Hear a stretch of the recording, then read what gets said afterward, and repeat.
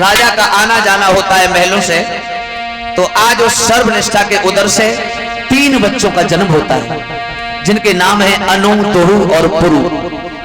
अनु, दोहु और पुरु, सुन ले, समझ गए? अनु, दोहु और पुरु। इधर एक दिन की बात, महाराज याति अपने बड़ी रानी देवयानी के आंगन में बैठे बैठे भोजन कर रहे हैं साहब, भोजन। और जैसे ही भोजन कर रहे सो यदु और तुर्वसु खेल तब है आए, और आए के यदु ने तुर्वसु को पकड़ लो कान कान, और तुर्वसु ने तब तक कहा करो कि यदु के गाल पे बांध दो तमाचो।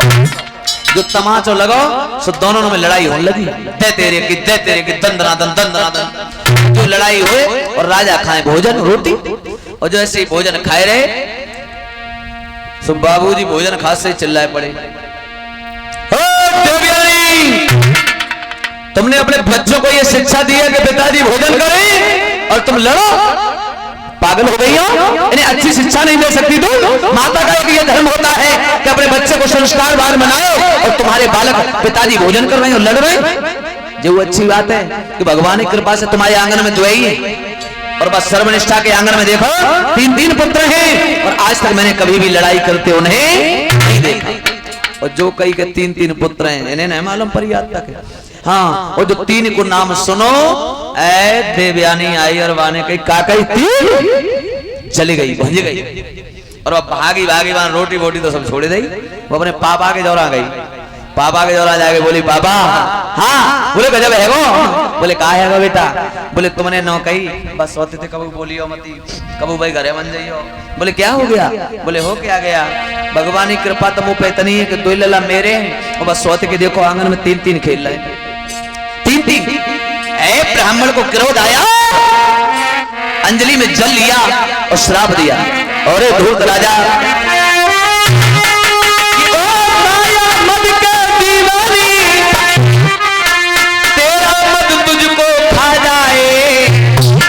औरत की नतों में शक्ति रहे तो तुरंत बुढ़ापा आ जाए।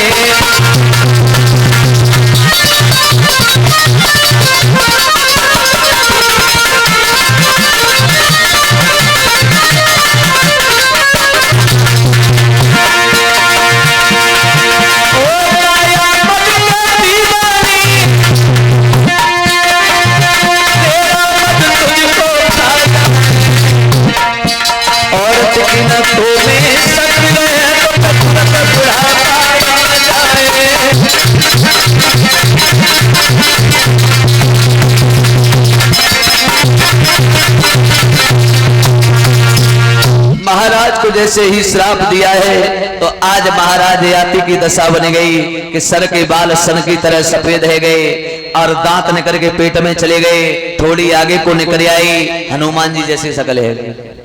इधर ये लौट करके आई तो दरवाजे पे 4 पाई डाले महाराज याति पड़े, तो आकर के कहने लगे, ओ बुड्ढे, अरे घर वालों ने बाहर निकाल लिया, तू मेरे दरवाजे पर आकर के लेटा है?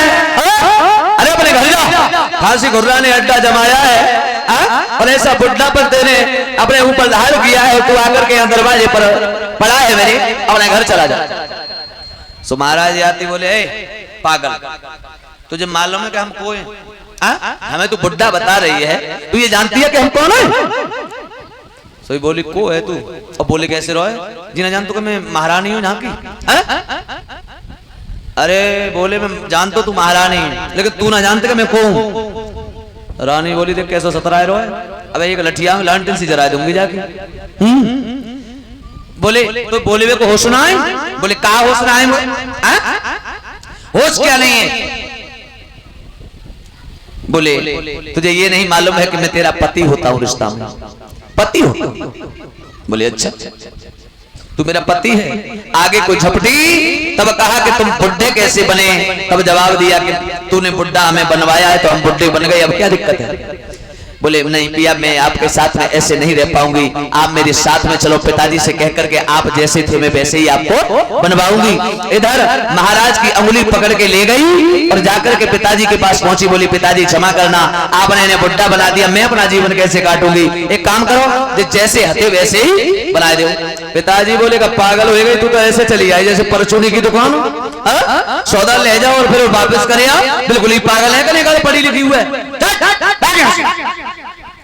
बोले बोले तो पिताजी गुस्सा दिखा रहे हैं। बोले महाराज से कहा एक बात बताओ, तुमने हमारे वचनों को क्यों तोड़ा? बोले मैंने वचनों को नहीं तोड़ा है, ये अपने धर्म ग्रंथ जो कहते मैंने उनके अनुसार काम किया है। कहा नारी रतदान यदि मांगे तो देना धर्म बताया है, और ऐसी हालत में आप ही बताओ साहब इस सेवक का कर्तव्य क्या है? मैंने गलत नहीं किया। बोले आप मुझे जवान बना दो। जब जवान बनाने की बात आई तब कहा कि तेरा कोई हितू नातेदार रिश्तेदार सगा संबंधी, तेरा कोई 5 पुत्रों में से अगर तुझे जवानी दे दे तो 100 वर्षों के लिए तू पुनः जवान हो जाएगा, और उसके बाद में उसकी जवानी वापस करना और बन के लिए भजन करने के लिए निकल लेना, उसमें भलाई। इतना जब कहा दरबार में आए, सब हेतु नातेदार सगे संबंधी जो कुछ थे सब बुलाए, और सबसे कही कि साहब पे जवानी दो हमें। तो कोई काऊ के बहाने तो नहीं करो, दरबार में कोई नहीं रहो, सब ने कर गए ले साहब श्रीमान जी को अपनी जवानी को दे दे।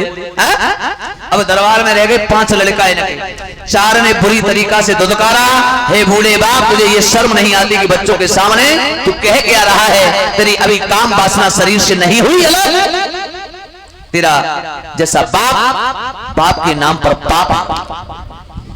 एक लड़का रहे जिसका नाम है पुरु, उससे कहा गया कि बेटा जवानी दे दो। उस लड़के ने जवाब दिया पिताजी अरे तुम जवानी की तो बात छोड़ो, आज संसार में तुम थे तो मैं आ गया, और मैं हूं तो आगे वंशवेल और भी बढ़ जाएगी, लेकिन मैं कभी भी आपके ऋण से ऋण नहीं बन सकता, क्योंकि ये शरीर मिला है तो मुझे आपकी वजह से। और क्या जवाब दिया उस लड़के ने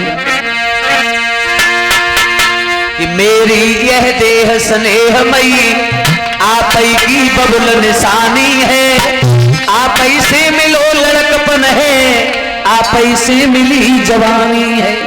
पिताजी आप जो करना चाहें वो करें। कहते हैं 100 वर्ष के लिए उस बालक ने अपने पिता को जवानी दी, और 100 वर्ष के बाद में जवानी वापस करके महाराज याति वनों के लिए प्रस्थान करते हैं, और अपने पुत्र यदु को राजा बना करके चले जाते हैं। इधर यदु